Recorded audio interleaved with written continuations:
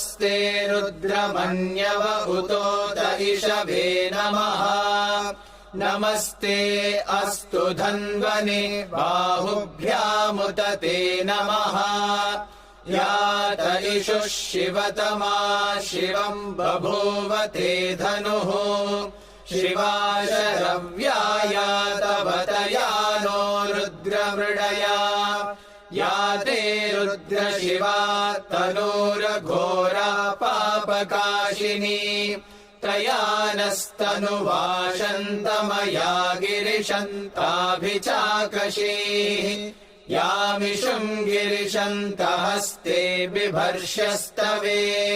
शिवाङ्गिरित्रताम् कुरु माहि गुंसीः पुरुषम् जगत् शिवेन वचसा त्वा गिरिशाच्छावदामसि यथा नः सर्वमिज्जगदयक्ष्मगुम् सुमना असत् अध्यवोचदधिवक्ता प्रथमो दैव्योऽभिषक् अहीगुश्च सर्वाञ्जम्भयन् सर्वाश्च यातु धान्यः असौ यस्ताम्रो अरुण उत बभ्रुः सुमङ्गलः ये चेमागुम् रुद्रा अभितो दिक्षु श्रिता सहस्रशो वैशागुम् हेड ईमहे असव्यो वसर्पति नीलग्रीवो विलोहितः उदैनम् गोपा अदृशन्नदृशन्नुदहार्यः उदैनम् विश्वा भूतानि स दृष्टो मृडयातिनः नमो अस्तु नीलग्रीवाय सहस्राक्षाय मीढुषे अथो ये अस्य सत्त्वानो हन्तेभ्यो करन्नमः प्रमुञ्च धन्वनस्त्वमुभयोराग्नियोर्जाम् याश्च ते हस्त इषवः पराता भगवो वपा अवतत्यधनुस्त्वगुम् सहस्राक्षशते शुधे निशीर्य शल्यानाम् मुखा शिवो नः सुमना भवा विज्यम् धनुः कपर्दिनो विशल्यो बाणवागुम् उता अनेशन्नस्येषव आभुरस्य निषङ्गतिः या देहेतिर्मीढुष्टमहस्ते बभूव ते धनुः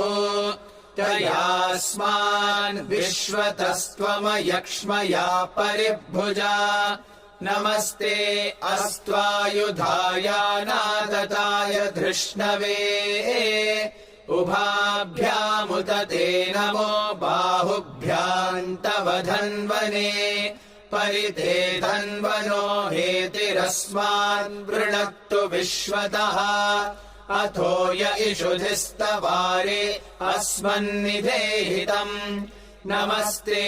अस्तु भगवन् विश्वेश्वराय महादेवाय त्र्यम्बकाय त्रिपुरान्तकाय त्रिकाग्निकालाय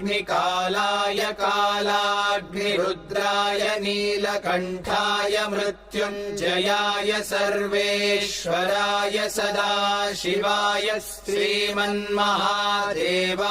नमः नमो हिरण्यवाहवे सेनान्ये दिशाम् च पतये नमो नमो वृक्षेभ्यो हरिकेशेभ्यः पशूनाम् पतये नमो नमः सस्मिञ्जराय त्विषीमते पथीनाम् पतये नमो नमो बभ्रुषाय विद्याधिनेन्नानाम् पतये नमो नमो हरिकेशायोपवीतिने पुष्टानाम् पतये नमो नमो भवस्य हेत्यै जगताम् पतये नमो नमो रुद्राय तथा विने क्षेत्राणाम् पतये नमो नमः सूताय हन्त्याय वनानाम् पतये नमो नमो पुरोहिताय स्थपतये वृक्षाणाम् पतये नमो नमो मन्त्रिणे वाणिजाय कक्षाणाम् पतये नमो नमो भुवन्तये वारिवस्कृताय औषधीनाम् पतये नमो नम उच्चैर्घोषाय क्रन्दयते पत्तीनाम् पतये नमो नमः कृत्स्नवीताय धावते सत्त्वनाम् पतये नमः नमः सहमानाय निव्याधिन आव्याधिनीनाम् पतये नमो नमः ककुभाय निषङ्गिणे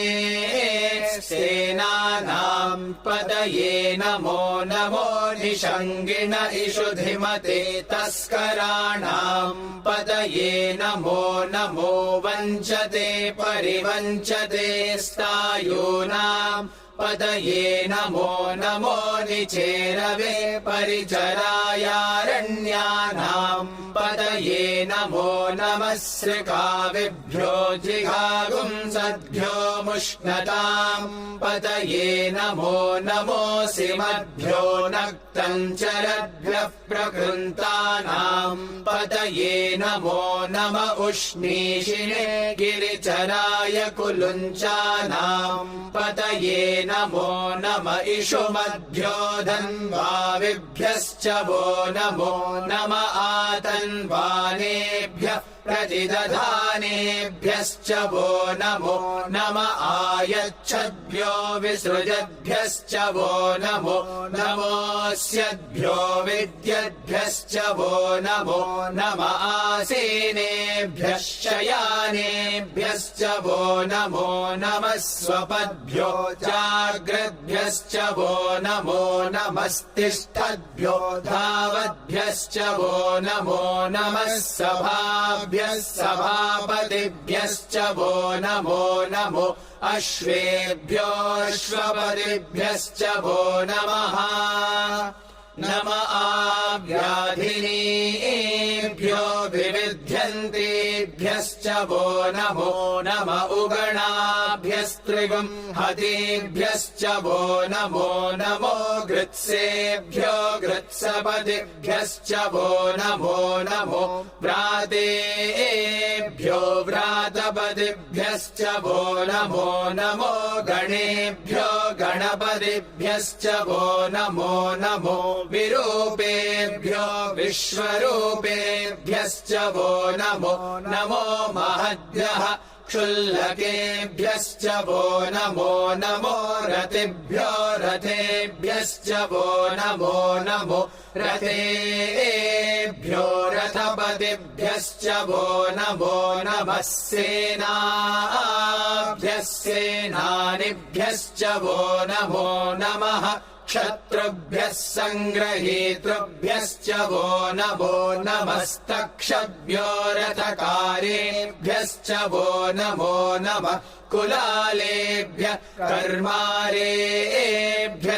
वो नमो नमः पुञ्जिष्ठेभ्यो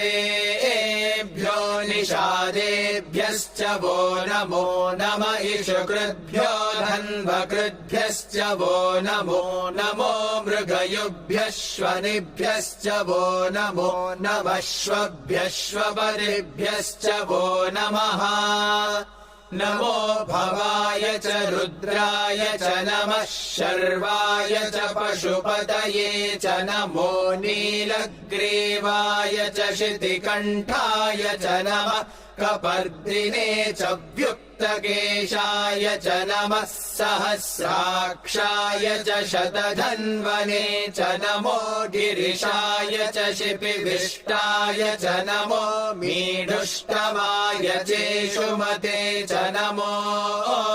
ह्रस्वाय च वामनाय च नमो बृहते च वर्षीयसे च नमो वृद्धाय च संवृध्वने च नमो अग्र्याय च प्रथमाय च नमः आशवे चाजिराय च नमः शीघ्रियाय च शीभ्याय च नमः ऊर्म्याय चावस्वन्याय च नमः स्रोतस्याय च द्वीप्याय च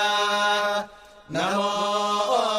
ज्येष्ठाय च कनिष्ठाय च नमः पूर्वजाय चापरजाय च नमो मध्यमाय चापगल्भाय च नमो जघन्याय च बुद्ध्याय च नमः सोऽभ्याय च प्रतिसर्याय च नमो याम्याय च क्षेम्याय च नम उर्वर्याय च खल्याय च नमः श्लोक्याय चावसान्याय च नमो वन्याय च कक्ष्याय च नमः श्रवाय च प्रतिश्रवाय च नमः आशुषेणाय चाशुरथाय च नमः शूराय चावभिन्दते च नमो वर्मिणे च वरूथिने च नमो बिल्मिने च कवचिने च नमः श्रुताय च श्रुतसेनाय च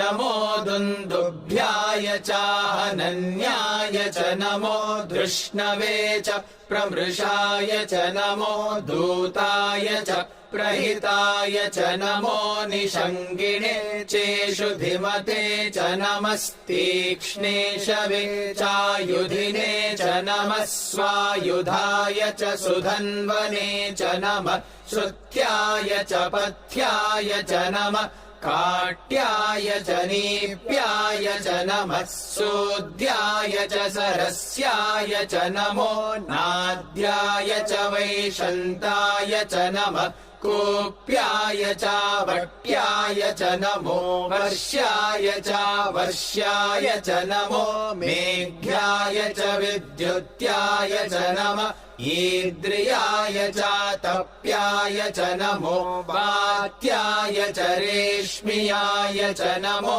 वास्तव्याय च वास्तुपाय च ॐ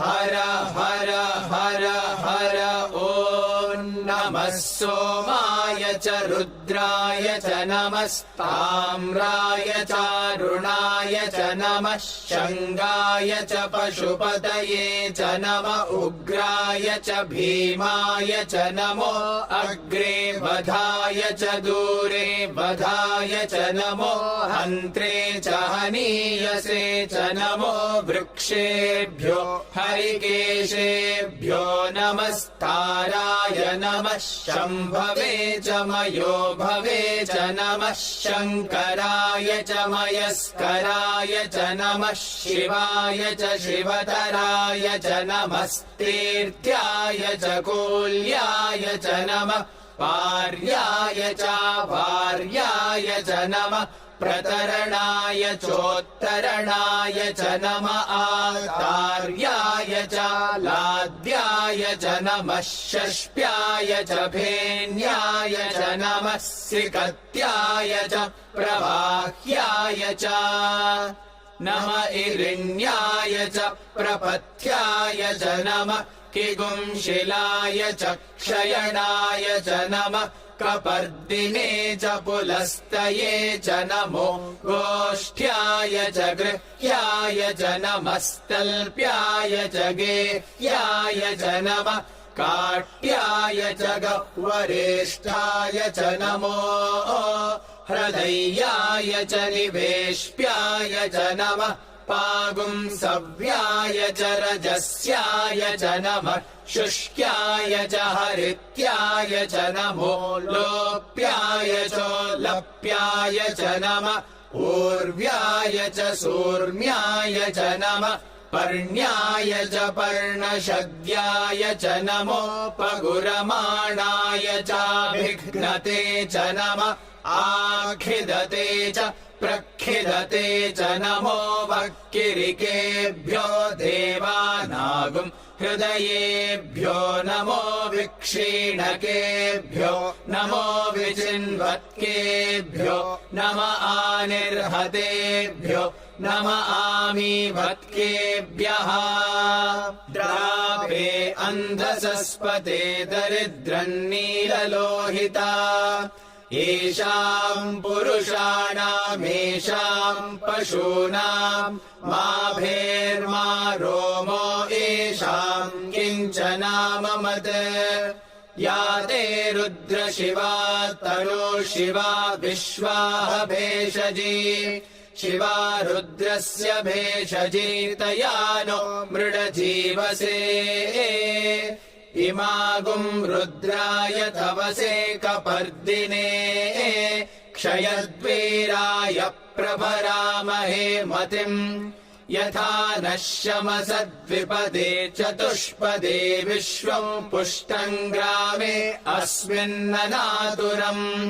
मृडानो रुद्रोतनो मयस्कृधि क्षयद्वीराय नमसा विधेमते यच्चञ्चयोश्च मनुरायजे पिता तदश्याम तव रुद्रः प्रणीतो मानो महान्तमुतमानो अर्भकम् मान उक्षन्तमुतमान उक्षितम् मानो वधीः पितरम् मोत मातरम् प्रियामानस्तनुवो रुद्ररीरिषः मानस्तोकेतनये मान आयुषि मानो गोषु मानो अश्वेषु रीरिषः वीरान्मानो रुद्रभामितो वधीर्हविष्मन्तो नमसा विधेमते आरात्ते गोघ्न उत पूरुषग्ने क्षयद्वीराय सुम्नमस्मेते अस्तु रक्षा च नो अधि च देव ब्रूह्यदा च नः शर्म यच्च द्विबर्हाः सुहि श्रुतम् गर्तसदंयुवानम् मृगन्न भीममुपहत्नुमुग्रम् मृडाजरित्रे रुद्रस्तवानो अन्यन्ते अस्मन्निवपन्तु सेनाः परिणो रुद्रस्य हेतिर्वृणक्तु परित्वेषस्य दुर्मतिरघायोः अवस्थिरा मघवद्भ्यस्तनुष्वमीढ्वस्तोकायतनयाय मृडया मीढुष्टमशिवतमशिवो नः सुमना भव परमे वृक्ष आयुधम् निधाय कृत्तिम् वसान आचर पिनाकम् बिभ्रदागहि विकिरित विलोहित नमस्ते अस्तु भगवः यास्ते सहस्रगुम् हेतयोऽन्यमस्मन्निवपन्तु ताः सहस्राणि सहस्रधा बाहुवोस्तव हेतयः तासामीशानो भगवः पराचीनामुखाकृधि सहस्राणि सहस्रशो ये रुद्रा अधिभूम्याम् तेषागुम् सहस्रयोजने वधन्वानि तन्मसि अस्मिन्महत्यर्णवेऽन्तरिक्षे भवा अधि नीलग्रीवाशितिकण्ठाः शर्वा अधः क्षमाचराः नीलग्रीवाशितिकण्ठादिवगुम् रुद्रा उपश्रिताः ये वृक्षेषु सस्पिञ्जरा नीलग्रीवा विलोहिताः ये भूतानामधिपतयो विशिखास कपर्दिनः ये अन्नेषु विविध्यन्ति पात्रेषु पिबतो जनान् ये पथाम् पतिरक्षय ऐलभृदायव्युधः ये तीर्थानि प्रचरन्ति शुकावन्तो निषङ्गिणः य एतावन्तश्च भूयागुंसश्च दिशो रुद्रावितस्थिरे तेषागुम् सहस्रयोजने वधन्वानि तन्मसि नमो रुद्रेभ्यो ये पृथिव्याम् येऽन्तरिक्षे ये दिवि येषामन्नम् वातो भर वर्षमिषवस्तेभ्यो 10 प्राचीर्दश दक्षिणादश प्रतीचीर्दशोदीचीर्दशोर्ध्वास्तेभ्यो नमस्ते नो मृडयन्तु ते यम् विष्मो यश्च नो द्वेष्टितम् वोजम्भे दधामि त्र्यम्बकम् यजामहे सुगन्धिम् पुष्टिवर्धनम् उर्वारुकमिव बन्धनान् मृत्योर्मुक्षीयमामृतात् यो रुद्रो अग्नौ यो अप्सु य ओषधीषु यो रुद्रो विश्वा भुवनाभिवेश तस्मै रुद्राय नमो अस्तु ये ते सहस्रमयुतम् पाशा मृत्यो मर्त्याय हन्तवे तान् यज्ञस्य मायया सर्वानवयजामहे मृत्यवे स्वाहा मृत्यवे स्वाहा प्राणानाम् ग्रन्थिरसि रुद्रो मा विशान्तकः तेनान्येनाप्यायस्व नमो रुद्राय विष्णवे मृत्युर्मे पाहि तमुष्टु हि यश्विषुः सुधन्वायो विश्वस्य क्षयति भेषजस्य यक्ष्वा महेशौ मनसाय रुद्रम् नमोभिर्देवमसुरन्दुवस्य अयम् मे हस्तो भगवानयम् मे भगवत्तरः अयम् मे विश्वभेषजो यगुम् शिवाभिमर्शनः ॐ शान्ति शान्ति शान्ति।